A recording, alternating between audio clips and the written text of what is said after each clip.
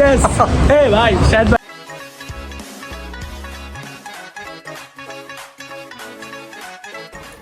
এই দিনটা আমার জীবনের একটা স্বপ্ন পূরণের দিন। কারণ আমার বিশ্বাস প্রত্যেকটা ছেলেরই একটা স্বপ্ন থাকে, কারো বাইকের, কারো গাড়ির। আর আমার স্বপ্ন ছিল একটা আইফোন।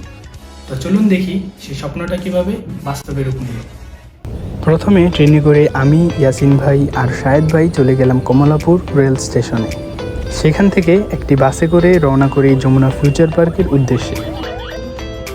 যমুনায় পৌঁছানোর পর আমি তো মহা খুশি। আজকে কি সত্যিই আমি আমার নিজের আইফোন নিয়ে বাসায় ফিরতে পারবো? তারপর ভিতরে প্রবেশ করে অনেকগুলো দোকানে ফোন দেখি। এরপর অ্যাপেল টেক বিডি থেকে এর আগেও আইফোন 11 নেওয়া হয়েছিল, তাই ওই দোকানেই প্রবেশ করলাম। আশ্চর্যের বিষয় হলো এবারও একই দোকান থেকে আইফোন 14 প্রো জাপান ভেরিয়েন্ট পছন্দ করলাম, যেটার ব্যাটারি হেলথ 88% আর দামটাও মোটামুটি হাতের নাগালেই ছিল। চার্জার, প্রোটেক্টর, ব্যাক কভার সব মিলিয়ে 70+ পড়েছে।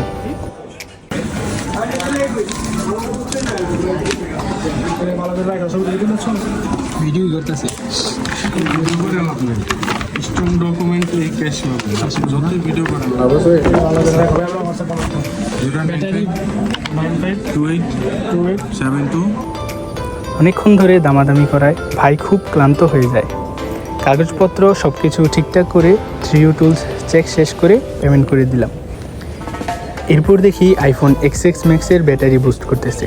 এটা দেখার পর আমার মাথা পুরোপুরি নষ্ট হয়ে যায়। তারপরও খুশি ছিলাম, কারণ এত কষ্ট করে ধৈর্য ধরার পর ফোনটি হাতে পেয়েছিলাম। আলহামদুলিল্লাহ, অবশেষে। সত্যি বলতে আমার জন্য এই দুইজন অনেক স্যাক্রিফাইস করেছে।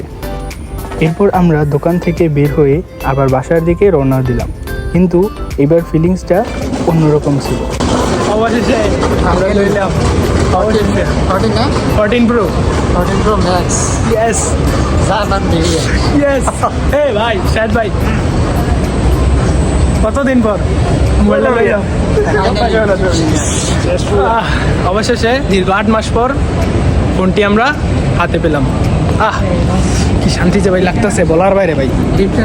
এই দিনটা আমার জীবনে স্মৃতি হয়ে থাকবে।